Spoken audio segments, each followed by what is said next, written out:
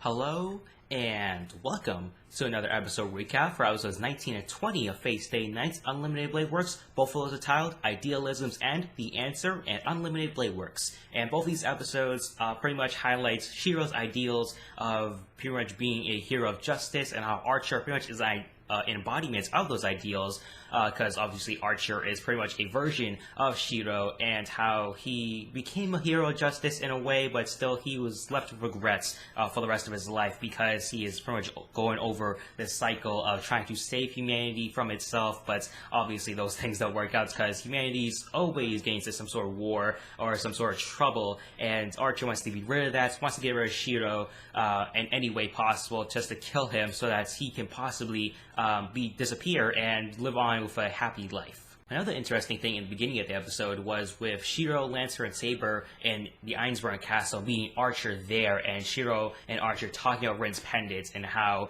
that Archer did keep it for the rest of his life after Shiro, of course, was saved by Rin, and that Rin did use it to summon Archer, and that it wasn't really coincidence that Archer was the one chosen to become Rin's servant because of her using the pendant and sort of the reasoning behind that and all that kind of stuff there. It was sort of a thing passed down from Rin's father, and so it all just came back in a loop until Archer came to Rin as a servant, and so it wasn't really a coincidence that Rin got a servant in Archer. So the group decides that Lancer will go to Rin to save her due to his master's orders of trying to keep Rin alive, and Saber is going to stay behind to bear witness to the battle. And kind of a weird thing there with Saber, because Rin is technically her master now, but she's going to stay behind to watch Shiro battle Archer. And again, it's kind of weird to say that because Saber is Rin's servant, but Rin's always in this kind of trouble, and Saber doesn't really respond to any of that, or Rin doesn't even use a command seal to say to call out Saber any kind of way. So it's kind of a weird thing there. I guess you just kind of have to accept it, but still it's kind of a hard thing to accept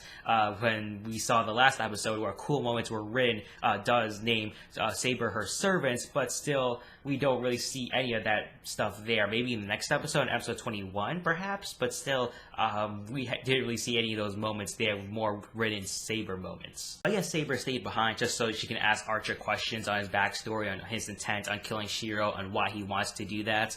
But pretty much Archer goes into his backstory a little bit on how he became a guardian, how he became a heroic spirit by selling himself out, or at least his post-humanist self as he calls it, and that he became a hero of justice just as Shiro wanted, and how he is an embodiment of Shiro's ideals. However, he does attack Saber for her own ideals because she wants to use the Holy Grail to reverse her decision of lifting Excalibur so that she can prevent the destruction of Britain. And if you watch Fate Zero, you kind of know about this a little bit, so it's kind of a rehash of some things. But if you didn't watch Fate Zero, which you don't really have to for this series, it's more insights on the Saber character and why she is so determined to get the Holy Grail for herself. And we see a similar thing with Fate Zero here, where Archer is an embodiment of Shiro's ideals of being a hero of justice, where he killed and killed and killed just to save many more lives. So to kill the few in order to save the many. However, that didn't really do anything much for him because he kept doing it over and over and over again.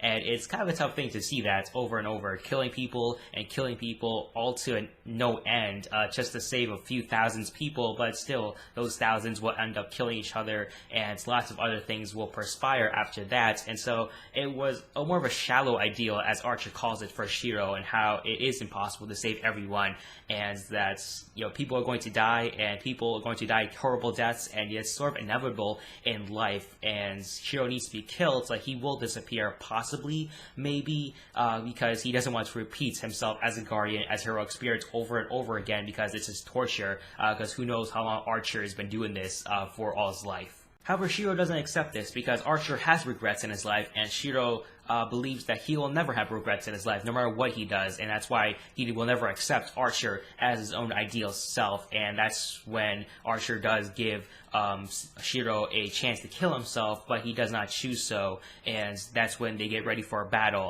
pretty much, and it's pretty cool scene there where they both say Trace on at the same time.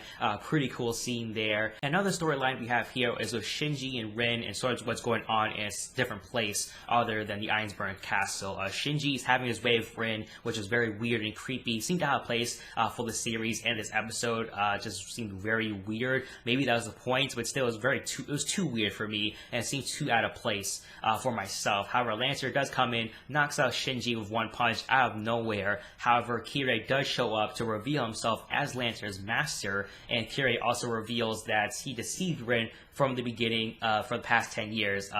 They're different from the beginning, not from the beginning of the series, but more the beginning of Fate Zero.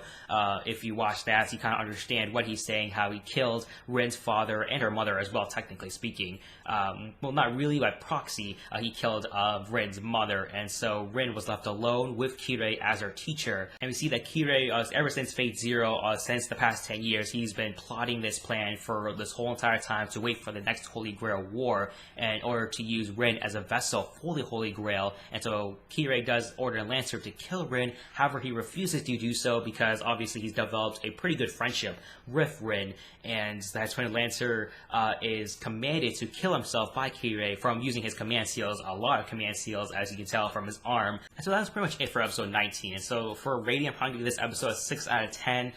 It was pretty decent, just more build up and backstory on some things that you may have already known if you already watched Fate Zero, but the Fate Stay Night stuff that they bring up for Archer's backstory is pretty interesting, I guess, but still, it's sort of reiterations of Archer feeling regret and how he wants to kill Shiro as much as possible, using any kind of method to do so, either have Shiro kill himself or he'll do it himself. And again, with the Rin Shinji thing, that's kind of weird, and the Rin Saber thing, they're a master-servant relationship that isn't really realized.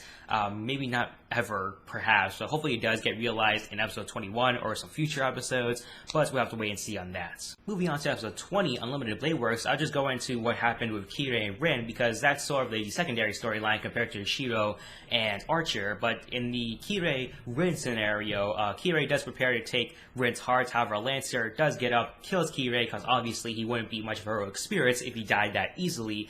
Shinji being Shinji again. However, Rin tells Shinji to run away rather than scream at him. Well, she kind of does scream at him, but she screams at him to run away.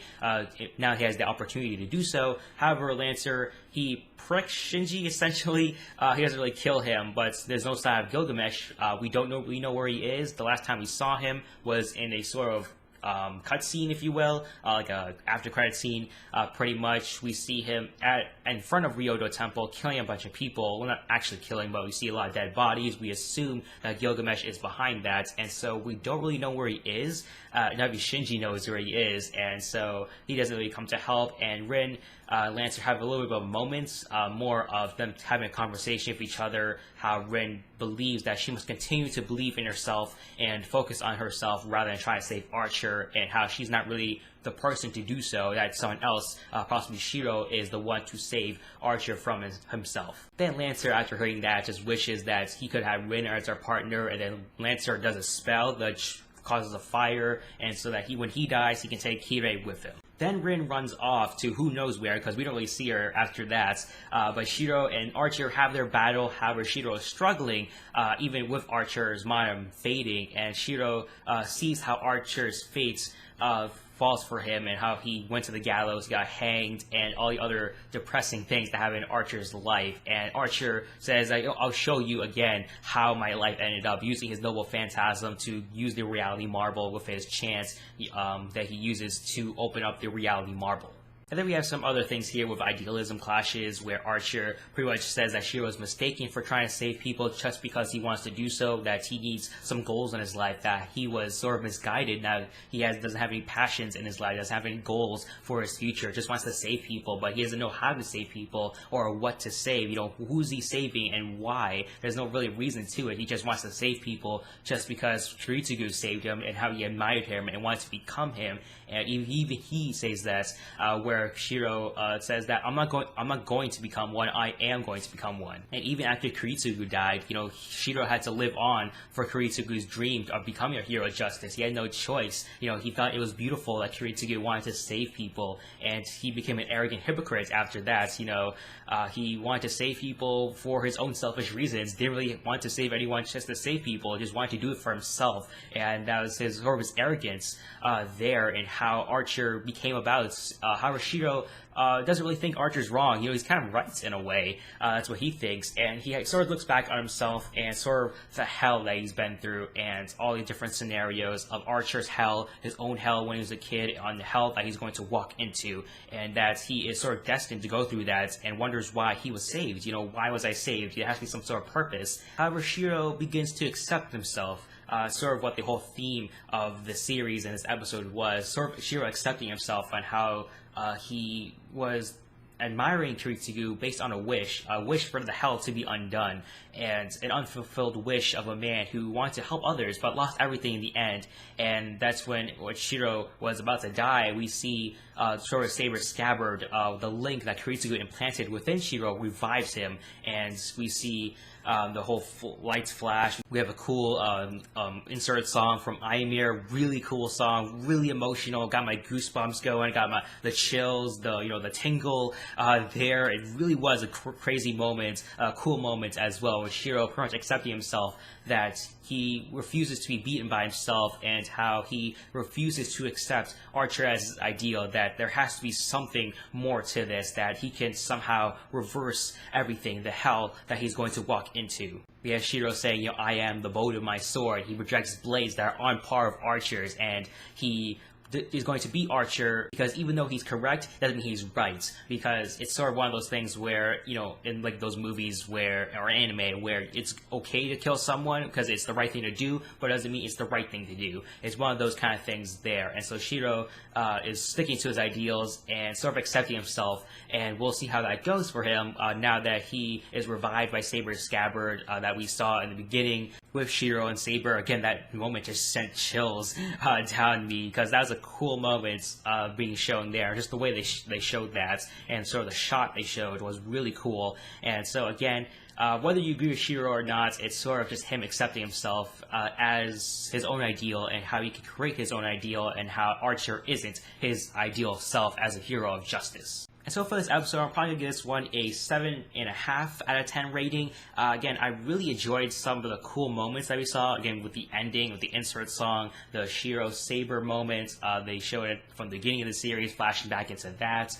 Shiro accepting himself. I like the idealism themes that we see here, and so the clash of ideals we see between Shiro and Archer, and how they are sort of two different people, even though they're technically the same person.